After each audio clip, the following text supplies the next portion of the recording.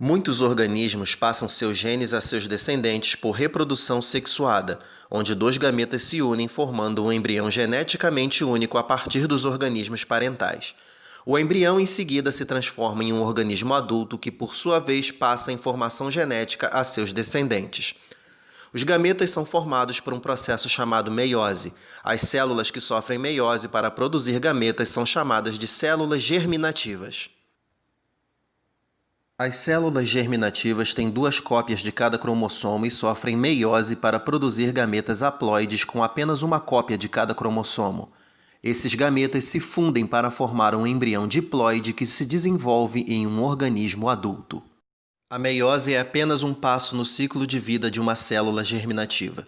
Semelhante à mitose, essas células também passam pela fase de intérfase nas fases G1, S e G2 antes de iniciar a meiose. O DNA dentro de uma célula germinativa é duplicado antes da meiose e se inicia durante a fase S. Os cromossomos em células germinativas duplicados são chamados cromátides irmãs. Essas cromátides permanecem ligadas uma à outra até o segundo evento da divisão celular, na meiose 2. Há dois eventos de divisão celular na meiose.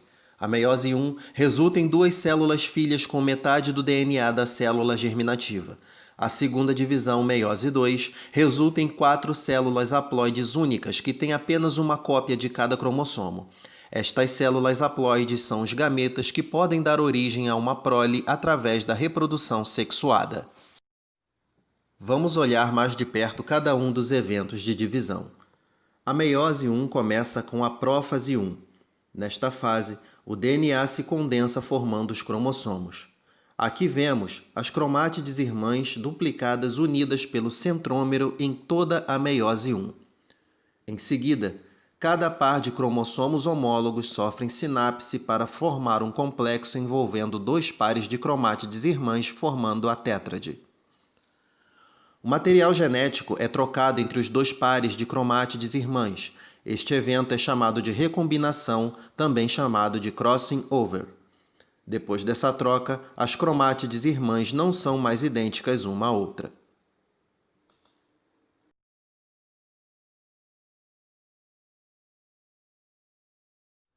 Há vários passos importantes na prófase 1. A membrana nuclear começa a se fragmentar. Em seguida, os dois centrossomos migram para as extremidades opostas da célula e surgem os microtúbulos que se anexam aos cromossomos. A próxima fase da meiose 1 é a metáfase 1. Aqui, os cromossomos se alinham no plano equatorial da célula. Os cromossomos alinham-se aleatoriamente, o que resulta em diferentes combinações cada vez que a meiose ocorre. Na anáfase 1, os cromossomos homólogos se separam e migram para os dois polos da célula. As cromátides irmãs continuam ligadas pelos centrômeros. As etapas finais da meiose 1 são a telófase 1 e citocinese.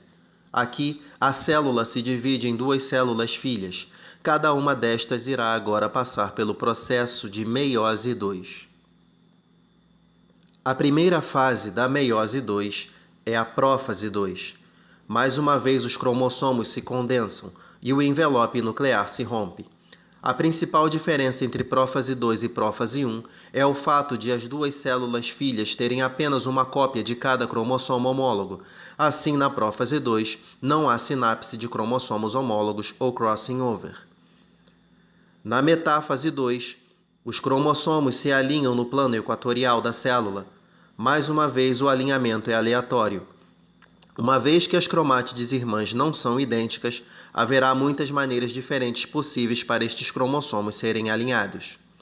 Na anáfase 2, as cromátides irmãs são separadas com o encurtamento dos microtúbulos. Além disso, as extremidades da célula se afastam, aumentando a distância entre os polos da célula. Na telófase 2, reaparece a membrana nuclear e o citoplasma divide-se em duas células filhas haploides. Esta divisão é chamada citocinese.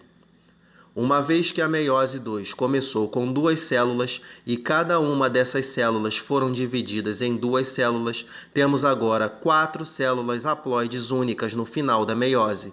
Estas células são os gametas. Dois gametas, um do pai e outro da mãe, podem se fundir para produzir um embrião diploide que, por sua vez, cresce através de muitos ciclos de mitose.